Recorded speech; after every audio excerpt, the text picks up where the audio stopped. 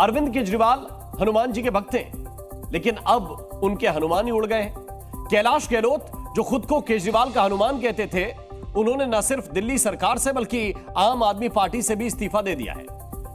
कैलाश के जाने को अरविंद केजरीवाल ने धर्म युद्ध से जोड़ दिया है।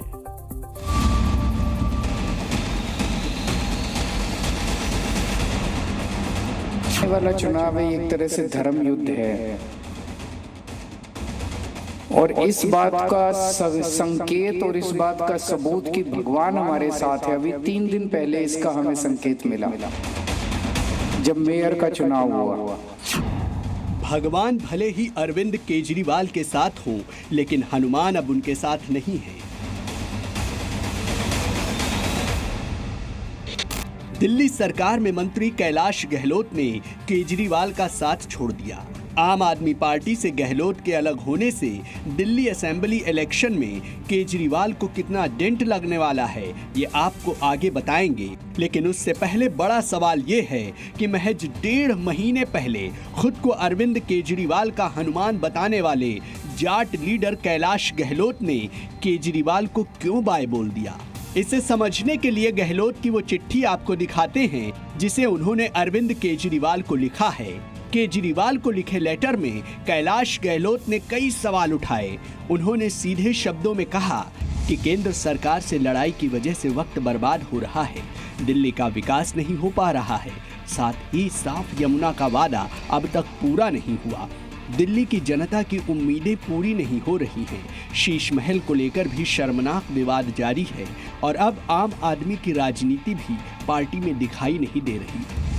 गहलोत ने चिट्ठी के जरिए केजरीवाल को निशाना क्या बनाया, बीजेपी ने इस मुद्दे को तुरंत लपक लिया। बीजेपी ने केजरीवाल पर एक के बाद एक आरोपों की बौछार कर दी। पहले दिन से कहते थे कि अरविंद केजरीवाल ने दिल्ली को ठगने और लूटने का काम किया है। शीश महल का जिक्र कैलाश गहलोत की चिट्ठी में है।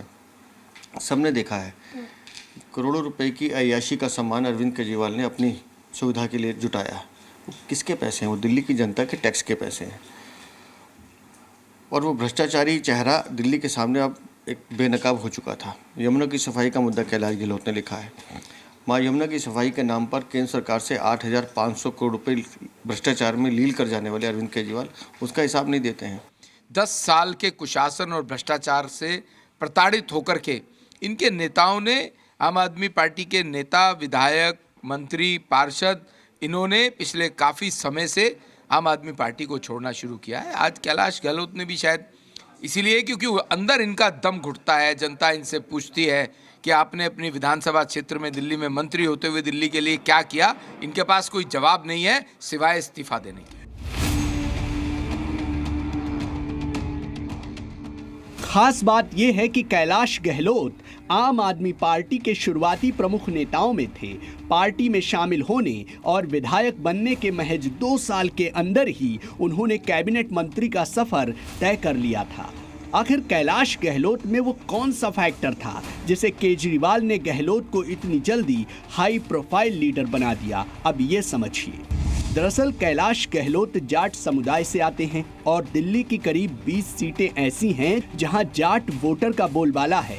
महरौली, मुंडका, रिठाला, नांगलोई, मटियाला, नजफगढ़ और ब्रजवासन सहित 8 सीटों पर जाट समुदाय का वोट निर्णायक रहता है। इसी जातीय समीकरण को नजर में रखते हुए केजरीवाल ने कैलाश गहलोत को आगे बढ़ाया, मगर अब दिल्ली की नई सीएम आतिशी ने कैलाश गहलोत का इस्तीफा मंजूर कर लिया है। गहलोत के पार्टी छोड़ने पर आपने जहां बीजेपी को टारगेट किया, वहीं बीजेपी ने आम आदमी पार्टी पर जोरदार पलटवार किया। चुनाव चल रहे हैं और भाजपा के गंदे षड्यंत्र शुरू हो चुके हैं। ईडी और सीबीआई उनके एलाइज एक्टिव हो चुके हैं। कैलाश गहलोत जी के भी ऊपर काफ़ी ईडी और इनकम टैक्स के मामले चल रहे थे, उनके परिवार के ऊपर भी चल रहे थे, तो उन्होंने जेल की स्ट्रगल से बेहतर भाजपा ज्वाइन करना बेहतर समझा।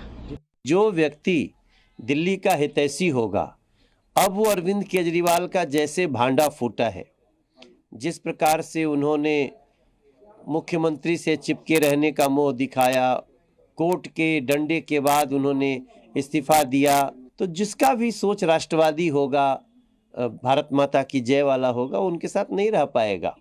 कैलाश गहलोत का ये निर्णय मुझे इसी तरफ इशारा कर रहा है। हालांकि विरोधी खेमे में सवाल जरूर उठ रहे हैं कि दिल्ली विधानसभा चुनाव से ठीक पहले कैलाश गहलोत ने क्या सचमुच ईडी और सीबीआई से बचने के लिए आम आदमी पार्टी का साथ छोड़ा है, और अब क्या कैलाश गहलोत बीजेपी का दामन थामने वाले हैं? इन सवालों के जवाब भी बहुत जल्द मिलने की उम्मीद है।